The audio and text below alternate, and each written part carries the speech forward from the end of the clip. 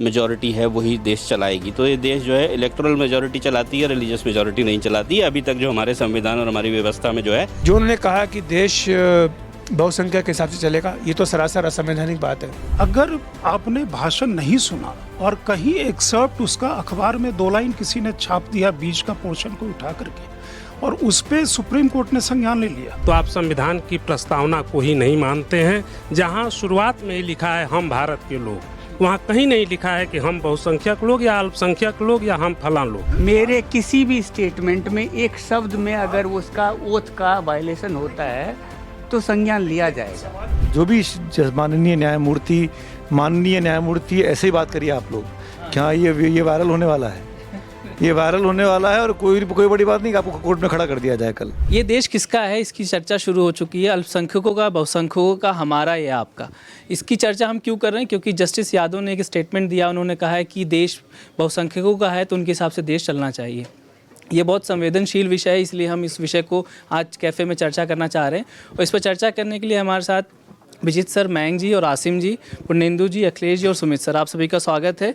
आसिम जी हमारे NDTV English में senior output editor हैं। इंग्लिश में बोलते हैं, मतलब इंग्लिश में लिखते हैं लेकिन हिंदी बोलते हैं और उर्दू दोनों अच्छे बोलते हैं। तो आपका स्वागत है आज। डाइवर्सिटी के लिए नहीं बुलाया, पहले बता दें, ये या मुस्लिम विषय इसलिए नहीं बुलाया है, जानकार हैं। हाँ, तो मैं आपसे शुरू करता हूँ। पहले उन्होंने बोला कि बहुत शब्द है कठमुल्ला, वो शब्द का उन्होंने जिक्र किया। उन्होंने कहा ये गलत है लेकिन फिर भी मैं यूज़ करूँगा। उन्होंने कहा कि ये हमारे देश के लिए ख़तरनाक है। एक सर्विंग जज का ये रिमार्क देना, वो भी वीएचपी के इवेंट में जाकर, कई सवाल खड़े करता है कि अगर उनकी विचार या सोच ये है, उनके फैसलों में क्या रिफ्लेक्ट करेगा। वो पहले की भी उनका, आप जैसा बता रहे थे कि उनका एक बयान है, उसमें उन्होंने कहा है कि गाय ही एकमात्र गाय है, मतलब पशु है जो ऑक्सीजन देता है।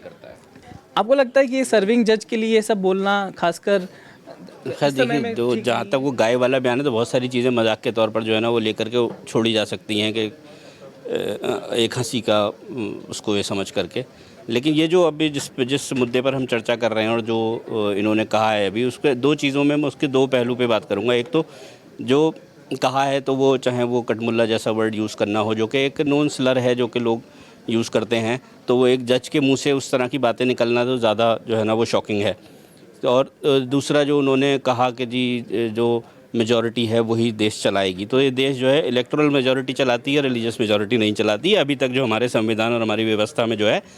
तो देश चलता है इलेक्टोरल मेजॉरिटी से, कि जो लोग वोट करेंगे एक तरफ ज़्यादा वो लोग देश चलाएंगे, ना कि रिलीजियस मेजॉरिटी से देश चलता है। तो वो भी उनकी बात जो है ना वो सरासर गैर कानूनी, गैर कॉन्स्टिट्यूशनल है। अब उसका असर क्या होता है इन सब तरह की बातों का, क्योंकि उन्होंने जो कहा वो तो सब जगह चल रहा है, लोगों ने सुन लिया, लोगों की अपनी अपनी उस पर राय बनेगी। कुछ लोग उससे सहमत करेंगे कि हाँ जी सही बात कही है, कुछ लोग कहेंगे गलत बात कही है।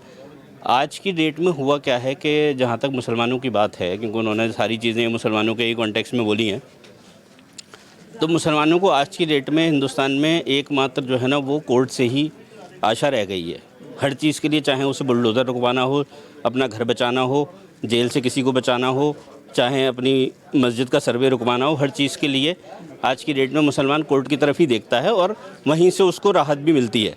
क्योंकि जो बाकी जो चाहे वो सरकारी या पुलिस तंत्र हो, वो एक तरह से वो उसके अगेंस्ट ही काम कर रहा है। तो वो मुसलमान आज की डेट में एक कोर्ट में ही देखता है अपना जो है वो प्रोटेक्टर, के मुझे कोर्ट से ही।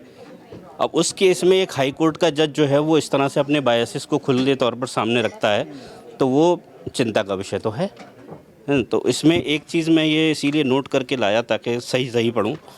ये सुप्रीम कोर्ट का है जुडिशल वैल्यूज़ पर स्टेटमेंट, जो उन्होंने अडॉप्ट किया 97 में, फुल बेंच ने अडॉप्ट किया।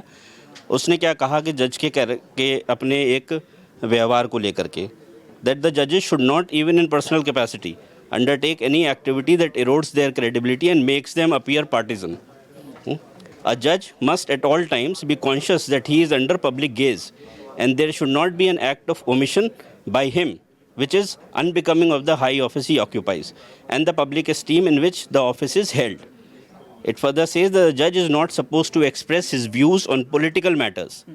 Let the law and not the ideological leanings of judges determine the outcome of cases. तो वो जज के लिए तो कानून है ना जो है वो उसके हिसाब से करना उससे अपेक्षा की जाती है। अपने पर्सनल बायसेस अगर इस तरह से सामने कोई रख रहा है तो फिर उसके सामने अगर कोई खड़ा हुआ है अपना केस लेकर के, तो कितना वो उस पर यकीन कर सकता है, कितना उस पर विश्वास कर सकता है, ये निष्पक्षता पे सवाल उठे। बिल्कुल। जो बात कही जाती है जजों के बारे में कि जजों को, सिटिंग जजों को जो भी बात कहनी है वो अपने फैसलों के ज़रिए कहनी होती है। उनके अपने जो भी निजी विचार हैं या उनकी जो भी अपनी मान्यताएं हैं वो सब एक तरफ है। जब वो कुर्सी पर बैठते हैं न्यायाधिकारी के तौर पर, न्यायाधीश के तौर पर, तो उनको सिर्फ न्याय करना होता है, जस्टिस देना होता है उनका काम। तो उसके लिए उनकी यही भूमिका सीमित है। एक मौजूदा जज का एक कार्यक्रम में जाना और उस कार्यक्रम में जाकर के इस तरह से टिप्पणी करना, देखिए जो विषय क्या था वो था समान नागरिक संहिता को लेकर। समान नागरिक संहिता एक वो सब्जेक्ट है जो कि बहुत लंबे समय से देश के डिस्कोर्स में चला आ रहा है। जब हमारी संविधान सभा बनी थी तब भी इस पर विस्तार से चर्चा की गई थी। हमारे जो नीति निर्देशक सिद्धांत थे उसमें रखा गया कि सरकार कोशिश करेगी अपनी ओर से कि ये समान नागरिक संहिता लागू की जाए। उसके बाद सुप्रीम कोर्ट कई मौक़ों पर इस बात को कह चुका है। अब बीजेपी ने सिलसिलेवार ढंग से पूरे देश में इसको लागू करने का प्रयास शुरू किया है राज्यों के ज़रिए। तो सबसे पहले उत्तराखंड जो है राज्य बना जहाँ पर कि समान नागरिक संहिता का लागू करने का फैसला किया गया है। इसमें महत्वपूर्ण बात यह है कि अभी तक अब हम जब बात कर रहे हैं समान नागरिक संहिता को कहीं भी चुनौती नहीं दी गई अदालत में। इस बात का सबको इंतज़ार है कम से कम अदालत में जाए जो उत्तराखंड का कानून बना है, ताकि उस पर जज बैठें, अपना दिमाग लगाएं और ये पाएँ, फैसला बताएं कि ये जो कानून बनाया गया ये नियम के अनुसार है, संविधान के अनुसार है या नहीं है। तो उसका भी इंतज़ार है। तो एक तरह से आप ये कह सकते हैं कि वो जो मैटर है जिस पे कि फैसला होना है, क्योंकि कोई ना कोई देर सवेर कोई ना कोई तो चुनौती देगा, तो उस मैटर पे जहाँ पर कि फैसला होना है, जो अदालत में जाना ही जाना है, उस पर क्या एक मौजूदा जज का जा कर के टिप्पणी करना सही है। तो एक तो विवाद का विषय ये बनता है। दूसरा जो विवाद का विषय बनता है जो उनका बयान वहाँ पर रहा, जो उन्होंने कहा कि देश बहुसंख्या के हिसाब से चलेगा, ये तो सरासर असंवैधानिक बात है। क्योंकि तो हमारे संविधान में इस बात की कल्पना है ही नहीं। हमारे संविधान में जो बात कही गई है, जैसा कि असीम ने भी बोला, कि इलेक्टोरल मेजोरिटी से चलता है। जो रिलीजियस मेजोरिटी है, माइनॉरिटी, उसका फैसला, उससे देश क्या चलेगा नहीं चलेगा ये तय नहीं होता है। और दूसरी बात ये कि जो भी देश चलना है, कैसे चलना है, वो तो संविधान के हिसाब से चलना है। उसमें कोई जज आकर ये नहीं कह सकता कि देश कैसे चलेगा नहीं चलेगा नहीं चलेगा। उसमें संविधान में बिल्कुल क्लियर कट बना हुआ है, सबकी जो पावर्स है उनको क्लियरली डिस्ट्रीब्यूट किया गया है, सेपरेशन ऑफ पावर्स है। तो ये एक दूसरी बात हुई। तीसरी बात जो संस्था का था वो मंच जहाँ पर जाके कहे, वो एक संस्था ऐसी है जिस पर कि तमाम तरह के आरोप पिछले दिनों में लगते आए हैं। वो चाहे बाबरी मस्जिद का विध्वंस हो या उसके अलावा हिंदुत्व के उफान को लेकर के जो आरोप लगते रहे, तो उसमें वीएचपी की एक भूमिका रही है। तो ऐसे में उस संस्था के मंच पर जाना, वो भी एक सिटिंग जज का, क्या ये ठीक है? ये भी एक विरोध का विषय बना है, जिसके चलते उनके खिलाफ इम्पीचमेंट मोशन लाया जा रहा है। तो ये तीन बड़ी बातें हैं जिसके चलते उनका विरोध किया जा रहा है। जहाँ तक इम्पीचमेंट की बात है, मैं आपको बताऊँ कि संविधान में प्रावधान ज़रूर है कि आप जजों को हटा सकते हैं, लेकिन इतनी कॉम्प्लेक्स प्रोसीजर है कि आज तक कभी किसी जज को इम्पीच कर नहीं किया गया है। कई जजों के खिलाफ हुआ है। एक तो जब जस्टिस सौमित्र सेन जो थे उनके खिलाफ जो हुआ, तब मैं राज्यसभा में खुद मौजूद था पूरे समय, और वो स्टेज 8वीं स्टेज तक पहुंचा है, यानी राज्यसभा ने उनके इम्पीचमेंट मोशन को पारित कर दिया था। वहाँ पर उन्होंने अपनी सफाई भी दी थी, बाकायदा उनके लिए जहाँ पर की एंट्री होती है एक बाकायदा कटघरा बनाया गया था जहाँ पर खड़े होकर के उन्होंने अपना पक्ष रखा था। हाँ, जज खड़े हुए थे, उनको बुलाया गया था, उन्होंने अपना पक्ष रखा था। फिर वो जो राज्यसभा का प्रस्ताव पारित, तो वो लोकसभा में जाना होता है, तो उसी दौरान उन्होंने अपने पास से इस्तीफा दे दिया। तो इसलिए वो लोकसभा तक नहीं गया और वो फलीभूत या कहें परिणाम स्वरूप अपने नहीं पहुंच पाया। तो ये बहुत कॉम्प्लेक्स प्रोसीजर होती है। इसमें कोशिश तो की जा रही है, लेकिन जो संख्या बल है, क्योंकि 2/3 बहुमत चाहिए होता है, एनडीए के पास 2/3 बहुमत है, नहीं भी है, लेकिन उसके खिलाफ 2/3 बहुमत नहीं हो पाएगा। तो इसलिए ऐसा लग रहा है कि ये जो प्रस्ताव आएगा ये मुश्किल है कि यहाँ पर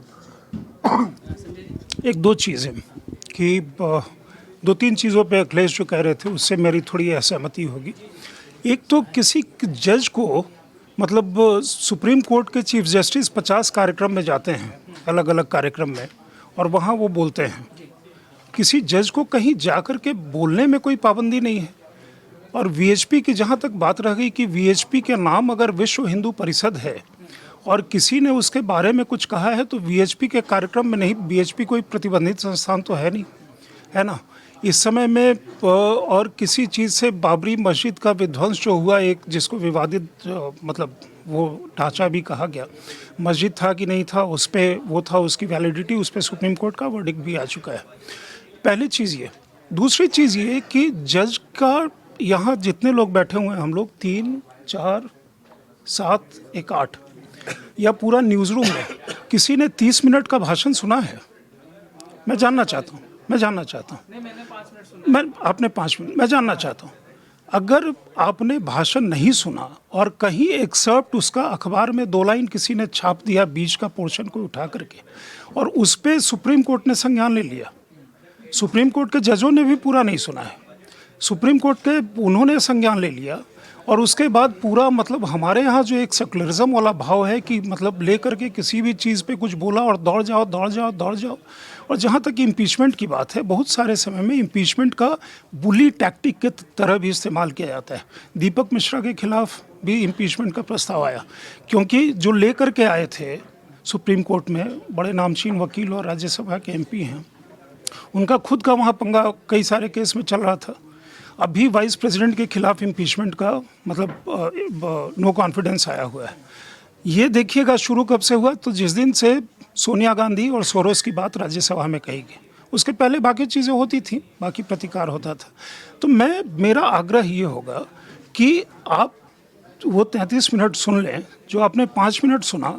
शुरू के 5 मिनट में वो कहते हैं कि यहाँ का विषय बताते हैं और ये कहते हैं कि हम हिंदू हैं। हिंदू हमें ये बताता है कि हमारा किसी भी धर्म से प्रतिकार नहीं है, नहीं हो सकता है। सारे धर्मों के साथ हिंदू धर्म अपने को समाहित करता है। तो पहला ओपनिंग तो वही है, अगर आपने 5 मिनट सुना है तो उसी में ये आ जाता है। उसके बाद की जो बात है, मैं बार बार ये कह रहा हूँ कि 30 मिनट अगर सुना है और 30 मिनट सुने बगैर हम मतलब किसी को दोषी ठहरा दे रहे हैं सिर्फ इसलिए कि वो VHP का कार्यक्रम में गया, सिर्फ इसलिए कि वो RSS से संबंधित एक कार्यक्रम है, उसने कोई अपने को RSS का वर्कर डिक्लेयर नहीं किया, VHP का कोई वर्कर डिक्लेयर नहीं किया। जहाँ तक कॉमन सिविल कोड की बात है, यूनिफॉर्म सिविल कोड की बात है, यूनिफॉर्म सिविल कोड हमारे संविधान में है, संविधान निर्माताओं ने दिया है। सुप्रीम कोर्ट कई बार इस चीज़ को कह चुका है, कई बार कह चुका है, क्योंकि वो डायरेक्टिव प्रिंसिपल में है किसी सरकार की, वो क्योंकि एक वर्ग नाराज होगा, जैसे ट्रिपल तलाक में हमने देखा, कोई हमें बता दे कि उसकी खूबियाँ क्या थी। अगर आप हिंदू के लिए लॉ बना सकते हैं, नेहरू जी फटाफट आए और हिंदू के बारे में सारे कानून बना दिए, क्रिश्चियंस के बारे में है, मुस्लिम्स के बारे में नहीं है। तो क्या कानून जो है, आप एक तरफ तो कहते हैं कि सबके लिए कानून समान है, कहाँ समान है भाई?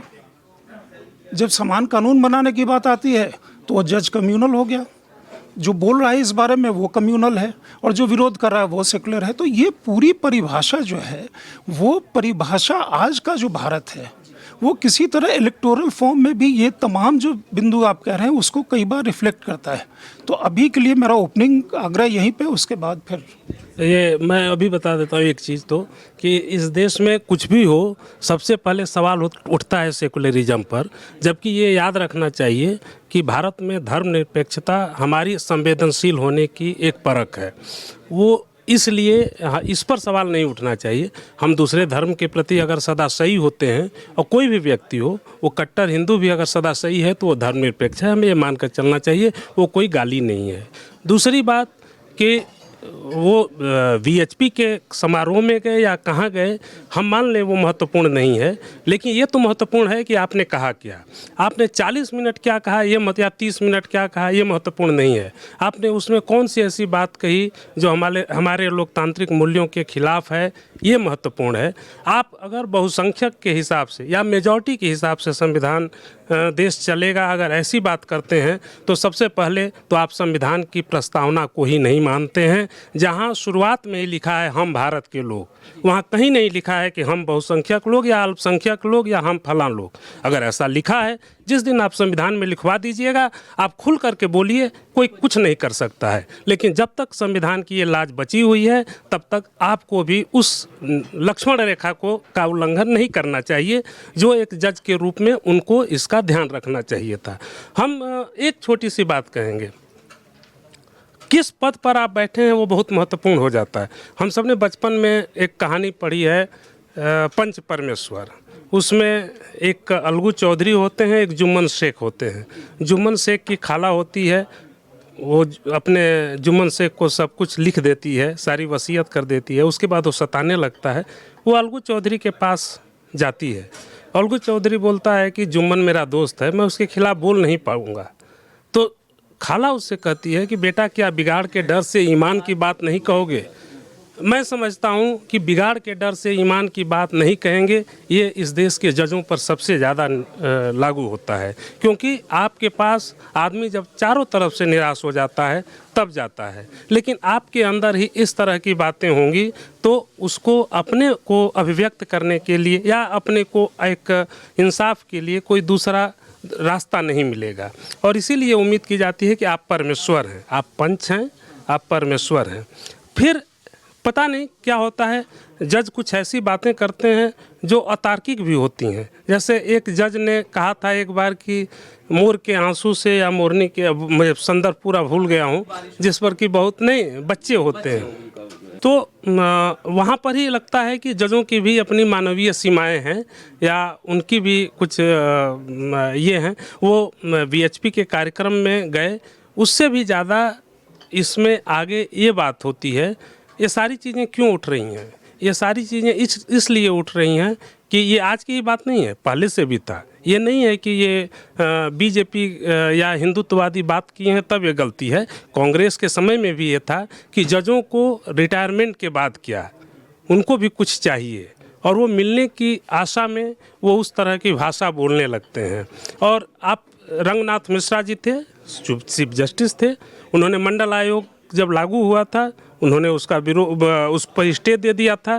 कांग्रेस ने उनको उसका सम्मान दिया था, उनको राज्यसभा का मेंबर बनाया था। जब आप राज्यसभा का सदस्य या मानवाधिकार का आयोग का अध्यक्ष या कोई बड़ा पद पाने की तरफ बढ़ते हैं तो इसके लिए आपको कॉम्प्रोमाइज़ करना पड़ता है, और वो कॉम्प्रोमाइज़ इसी तरह की चीज़ों में होती है जो जस्टिस के सामने, इनके शेखर यादव जी के साथ सामने दिख रहा है। हम संजय जी को बस बोलना चाहेंगे, इन्होंने बहुत लंबा चौड़ा पढ़ दिया। हम भी सोचे क्या कि ओथ जो लेते हैं कॉन्स्टिट्यूशन पद पे, वो क्या ओथ लेते हैं, दो चार वर्ड पूरा हम नहीं पढ़ेंगे। Perform the duty of my office without fear और फेवर, एफेक्शन और इलविल। अब ये 4 वर्ड जो है, फियर और फेवर, एफेक्शन और इलविल, ये 4 वर्ड इस पूरे कॉन्टेक्स्ट में लागू होता है क्या? अगर लागू होता है तो ठीक है, अगर लागू नहीं होता है तो मेरे हिसाब से उन्होंने जो कहा उनको नहीं कहना चाहिए था, क्योंकि उन्होंने ये 4 वर्ड बोल के ओथ लिया था, उस कुर्सी पे बैठने से पहले ओथ लिया था। ये बताइए मुझे, मतलब जो आपने 4 वर्ड कहे, वो 4 वर्ड का उल्लंघन कहाँ कहाँ हुआ उसको उद्धृत कीजिए, तब फिर तो जब कहीं भी तो फिर बात किसी भी स्टेटमेंट वो बात देखिए सवाल ये है कि बहुत हंगामा मचा कि चंद्रचूड़ क्यों गणेश पूजा में प्रधानमंत्री को बुलाए। वहाँ भी उनके मतलब सिस्टम पे कि वो जैसा वर्डिक्ट देते हैं और जैसा उनकी सोच है उसके बारे में भी बहुत सारी टिप्पणी हुई। उनका व्यक्तिगत आचरण क्या है, सरकार के साथ क्या संबंध है और किस तरह का वो हुआ। राम मंदिर का वर्डिक्ट के बीच में यूनानिमस वर्डिक्ट में वहाँ पे थे, उसका वर्डिक्ट मैं कह रहा हूँ जो वर्ड यूज होता है वो पॉलिटिकिंग है, देश में चलता ही है। पॉलिटिकिंग, यहाँ वायलेशन की बात हो रही है, ओथ के वायलेशन। मैं यही, मुझे कृपया बताएं कि ओथ का वायलेशन कहाँ हुआ, तब ना, बाकी तो फिलोसफिकल है। ये उनका मैंने कोट नहीं, अब आप जैसे कटमुल्ला जैसे वर्ड का यूज़ करते हैं जो एक सड़क छाप लैंग्वेज है, जो कि एक अच्छे कॉन्टेक्स्ट में तो यूज़ नहीं किया जाता, जो कि एक सड़क की लैंग्वेज को आप जो है ना वो मेन स्ट्रीमिंग कर रहे हैं जज होते हुए। आप कह रहे हैं कि जी मुसलमान जो है ना वो अपनी प्रवृत्ति से ही जो है वो वायलेंट होते हैं, उनके यहाँ वायलेंस को जो है ना वो नॉर्मलाइज़ किया हुआ है और देश के लिए घातक होते हैं। तो ये अब आप इसको वायलेशन ना समझें पता नहीं, लेकिन ये एक जज की कुर्सी पे बैठ कर के आदमी हो तो उसकी अपनी एक जो बायस है और प्रेजुडिस उसके दिमाग में है, जो उसके प्रेजुडिस उसके दिमाग में है वो दिखा रहा है और उसको आप पब्लिकली बोल रहे हैं। तो मतलब आप उसको इस तरह, इतना आपका बिलीफ सिस्टम स्ट्रांग है उसमें कि आप पब्लिकली उसको बोलने से शर्मा नहीं रहे। कठमुल्ला शब्द जो है वो सिर्फ मौलवियों के लिए नहीं इस्तेमाल होता, वो सभी तरह के जो लोग नहीं, आप उर्दू के तमाम शब्द निकाल लीजिए जो हम इस्तेमाल करते हैं। तमाम शब्द ऐसे हैं जो तमाम, आप मुझे बताइए ना, किसी और के लिए कठमुल्ला इस्तेमाल होता है? कठमुल्ला मतलब क्या है? अरे भाई कठमुल्ला शब्द जो भी ऑब्सक्योरेंटिस्ट है उसके लिए इस्तेमाल होता है। हिंदी में कठमुल्ला शब्द इस्तेमाल करते हैं। यहाँ कॉमन पार्लेंस में वो सिर्फ मुसलमानों के लिए। ये प्रॉब्लम ये है कि वो सोच आप जैसी जो भावना रखेंगे जैसे अब मान लीजिए कि यूनिफॉर्म सिविल कोड की मेरिट पे बात नहीं हो रही है कि एक जज अगर कहीं पर बोल रहा है तो वो भाषा की मर्यादा रखे या ना रखे। सवाल सिर्फ इतना है, जो सारा बवाल मचा है वो सिर्फ जज की भाषा पे मचा है, उसके विचारों पे नहीं कि यूनिफॉर्म सिविल कोड पे उनका क्या विचार है या वो किसी इवेंट में गए और क्यों बोले, वो है मुद्दा। ठीक है, ये सुमित सर, सुमित जी क्या क्या बोलना है बताओ? अंतिम विचार? भगवान मुझे लंबी उम्र दे। कपिल शर्मा ने उस दिन कहा था मैं अपने लिए अब खुद ही अपने लिए बोल दिया। पहली बात, सब बोल ही चुके हैं, मेरे पास बोलने को कुछ बचा नहीं है। संजय जी से 100% असहमत हूँ। ये व्याख्या नहीं हो सकती, खासकर जज साहब जज होते हुए, और आप हाई कोर्ट के जज हों, लोअर कोर्ट के जज हों, कहीं के कोर्ट जज हों, जज होता है। मेरे घर में मेरे 2 बेटे हैं, उनकी आपस में लड़ाई हो जाए और मुझे कहा जाए कि मुझे फैसला करना है कौन सही कौन गलत, अगर मैं एक पक्षपात करूं कि ये मुझे ज़्यादा प्यारा है, ये छोटा है, मेरे ज़्यादा लाडला है, तो मैं इसके पक्ष में फैसला करूंगा, तो मेरा बायस हो गया वो, फिर मैं बड़े के साथ नाइंसाफ़ी कर रहा हूँ। तो जब भी आप कोई फैसला करते हो तो आपको न्यूट्रल होकर सोचना पड़ता है, अपक्षीय रहना पड़ता है, और ज़रूरत भी है। अगर आप अपक्षीय नहीं रहेंगे तो आपके हर फैसले की स्क्रूटनी होगी। अब तक जो भी माननीय न्यायमूर्ति ऐसे ही बात करिए आप लोग, क्या ये वायरल होने वाला है, ये वायरल होने वाला है, और कोई बड़ी बात नहीं कि आपको कोर्ट में खड़ा कर दिया जाए कल।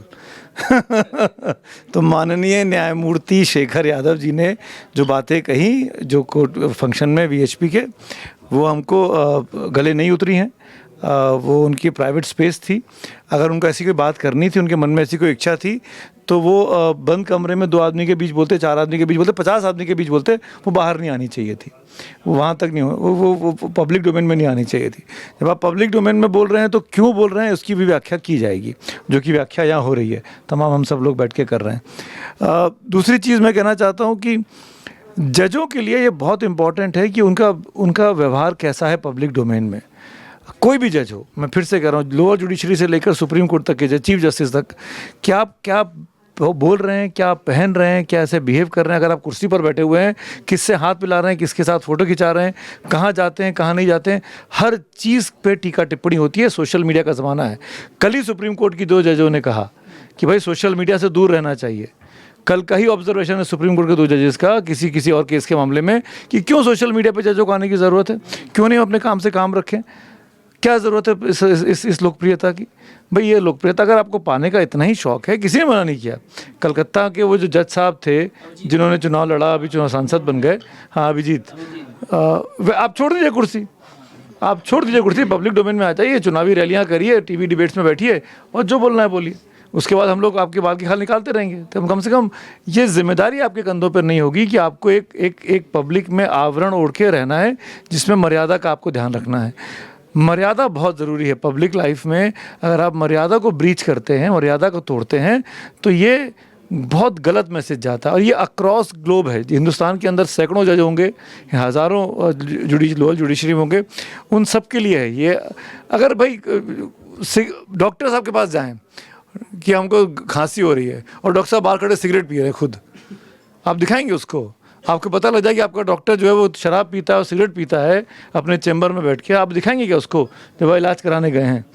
तो मैं ये कह रहा हूँ कि पब्लिक आपको ये दिखाना पड़ता है। परसेप्शन बहुत ज़रूरी है पब्लिक लाइफ में कि आपका व्यवहार कैसा है। आपको पहले तो होना ही नहीं चाहिए गलत, पर अगर आप करना भी चाहते हैं तो कम से कम पब्लिकली ना करें। अच्छा, इस बात को लेके पहले भी काफ़ी डिबेट हुआ है कि अगर खासकर जज बनने से पहले जो सुप्रीम कोर्ट जिस तरह से वो करता है, बहुत सारे जजेस का पास्ट होता है। हो सकता है किसी पॉलिटिकल ऑर्गेनाइजेशन से जुड़े हों, वो एक्टिविस्ट हों, या कोई पर्टिकुलर उनका व्यू हो। लेकिन सुप्रीम कोर्ट के ने कई बार बोला है कि इस बेस पे आप सिर्फ उनको वो नहीं कर सकते। लेकिन मुझे लगता है कि जब ऑफिस में आने के बाद, जब वो जज के ऑफिस में बैठते हैं और उस महत्वपूर्ण कुर्सी पर बैठते हैं, उसके बाद उन्हें कुछ चीज़ों का ख्याल रखना चाहिए। संजय सर ने कहा कि भाई विश्व हिंदू परिषद कोई प्रतिबंधित संगठन तो है नहीं, लेकिन हमें ये भी पता है कि विश्व हिंदू परिषद के जो ख्याल हैं राम मंदिर को लेके, बाबरी मस्जिद को लेके, तमाम लेके बहुत ही कई बार उनके नेताओं के बहुत उग्र बयान, उग्र भाषण रहते हैं। भारत एक हम हिंदू राष्ट्र बनाएंगे, ये हिंदुओं का देश है, इस तरह की तमाम चीज़ें होती हैं। तो जज की कुर्सी पे बैठने के बाद जो इस तरह के एग्रेसिव बयान वाले देने वाले जो संगठन है, मुझे लगता है थोड़ा आपको उनसे दूरी बरतनी चाहिए, क्योंकि यूसीसी को लेके या हिंदू राष्ट्र बनाने को लेके विश्व हिंदू परिषद के क्या ख्याल हैं ये सबको जग जाहिर है। फिर आप उनके कार्यक्रम में और उसी तरह के विषय के कार्यक्रम में जा करके जो दूसरी कम्युनिटी है, जो माइनॉरिटी कम्युनिटी है, उसको आप क्या मैसेज देना चाहते हैं। हर जज का एक पास होता है, इन जज साहब का भी रहा है, बहुत सारे मैंने देखा अभी प्रोफाइल में कि बहुत सारे सरकारी पदों पे पहले रहे हैं जो गवर्नमेंट लॉयर्स होते हैं, स्टैंडिंग काउंसिलर कुछ करके। अब मुझे नहीं मालूम किस पार्टी के हो सकते, किसी भी पार्टी हो सकते हैं, क्या पता समाजवादी पार्टी से हो या कांग्रेस या किसी में भी हो। लेकिन जज बनने के बाद आपको उस चीज़ का जो एक लकीर होती है ना, बीच में एक पतली महीन रेखा होती है, वो कहीं ना कहीं फॉलो करना होता है। अभी आपने देखा कि लगातार राज्यसभा में भी और उसको भी मामला उठा है कि जजेस के बाद जो पोस्ट रिटायरमेंट जो रिक्रूटमेंट्स होते हैं, बहुत सारे जज जो है वो कहीं एनएचआरसी के चेयरमैन बनते हैं, कोई कुछ बनता है, कोई बहुत सारे ऐसे आयोग हैं, कैट है, वो है, तो उसको लेकर भी कूलिंग ऑफ पीरियड की एक बात चल रही है कि कहीं आपके फैसलों में वो चीज़ इम्पैक्ट डालती है। और एनजेसी का एक मुद्दा तो है ही है जो ये सरकार चाहती है, तो बहुत एक महीन रेखा है। और आप जब देखिए, कोई आप नॉर्मल डिस्ट्रिक्ट कोर्ट के एक लोअर जज नहीं है, सिर्फ पोस्ट रिटायरमेंट पद का ही सवाल नहीं है। हाँ। कई जज अपनी कुर्सी से हटने के बाद एक्टिविस्ट भी बन जाते हैं। हाँ। और अपने जो पुराने फैसले होते हैं उनके ऊपर, जो साथियों के जो पुराने फैसले होते हैं, कोर्ट के फैसले, उनके ऊपर सवाल उठाने लगते हैं। तो वो भी एक गंभीर प्रवृत्ति, उस पर भी ध्यान देने की जरूरत है। क्योंकि जो आप हाई कोर्ट या सुप्रीम कोर्ट के जज होते हैं ना, आपसे एक विशेष किस्म की जो चरित्र और मर्यादा और जो उसकी आशा की जाती है। आप बहुत लोअर कोर्ट के जजेस नहीं है, जो कई बार हम ऐसे बयान होते हैं कि सुप्रीम कोर्ट को कई बार डांट लगानी पड़ी है तमाम मुद्दों को लेकर के, और कि उनको बोला गया है कि आपको सेंसिटाइज करने की ज़रूरत है। बहुत ऐसे मध्य प्रदेश का मुझे याद पड़ रहा है, एक जज ने एक फैसला दिया था किसी महिला के संबंध में। तो उस तरह की जो एक मर्यादा है, संवैधानिक पद पे आप बैठते हैं तो मर्यादा का पालन होना चाहिए। मुझे लगता है सुप्रीम कोर्ट को गंभीरता से संज्ञान लेना चाहिए इसका। बस एक चीज़ और, पर ये महाअभियोग जो आया है आज पार्लियामेंट में, हाँ, ये पास नहीं होने वाला, नंबर नहीं है। ये जो बात संजय जी ने बोली कि ये बुली करने के लिए, ये जुडिशरी पर दिखाने के लिए है, क्योंकि कपिल सिब्बल लेकर आए, कपिल सिब्बल किधर खड़े हैं हमको समझ में आता है। तो बेसिकली ये संसद में लाकर ये दिखाने के लिए है कि आप जो हम लोगों पर अत्याचार या सो कॉल्ड अनबायस्ड जुडिशरी हमारे लिए हो रही है, हम भी ऐसा कुछ कर सकते हैं। तो नंबर जैसे धनखड़ साहब पे जो लेकर आने चाहे अविश्वास प्रस्ताव, वो भी पास नहीं होना है, वो भी आना ही नहीं है जिस तरह की टाइमिंग हुई। सेम चीज़ विद दिस, ये भी पास नहीं होना है। पर ये कुल मिलाकर इसका मतलब ये नहीं है कि कोई भी जज कुछ बोल दे, ये मैं फिर बोलूँगा। बस देखिए, दो बड़ी प्यारी टर्म्स जो है ना बनी हुई हैं हमारे, जो हम लोग रोज़ आमतौर पे यूज़ करते हैं। एक है पार्लियामेंट्री लैंग्वेज, एक है डिग्निटी ऑफ ऑफिस। और वो कुछ ही लोगों पर लागू होती हैं जो कि किसी ऑफिस में बैठे हुए हैं, उन्हीं से पार्लियामेंट्री लैंग्वेज एक्सपेक्ट की जाती है। बाकी हम आप बैठ करके अपने यार दोस्तों के बीच में क्या भाषा यूज़ करते हैं या क्या बोलते हैं वो OTT पे, हाँ, तो वो OTT वाली भाषा जो है वो अगर हम उसको मेन स्ट्रीम करना चाहते हैं तो फिर तो भगवान भला करे। इस चर्चा को यहीं खत्म करते हैं। उससे पहले एक अपील है कि ज़्यादा से ज़्यादा इस वीडियो को शेयर करिए, लाइक करिए, अपने दोस्तों को भेजिए। और बहुत सारे कमेंट हमारे यूट्यूब के नीचे आता है, तो हम उसको कमेंट्स को, आप लोग सुझाव को इनकॉर्पोरेट भी कर रहे हैं, और कुछ जो लूप होल्स हैं जैसे ऑडियो को भी फिक्स कर रहे हैं। तो प्लीज़ ऐसे भेजते रहिए, बताते रहिए। बार बार ये बोलते हैं कि फिक्स नहीं कर रहे हैं। फिक्स आज हो जाएगा। अखिलेश सर बार-बार उठा रहे इस मुद्दे को। आज जरूर फिक्स हो जाएगा। कैमरे के पीछे पवन, कैमरे के पीछे पवन, आपके जो फैंस हैं वो ज़्यादा कंप्लेन कर रहे हैं। कैमरे के पीछे पवन जी ने बोला है कि इस बार ऑडियो सही रहेगा, तो एडिटिंग में तो माफ़ी चाहते हैं। अब आज से सही हो जाएगा। तो आज चर्चा यहीं खत्म करते हैं, कल मिलते हैं किसी और विषय के साथ। तब तक के लिए धन्यवाद।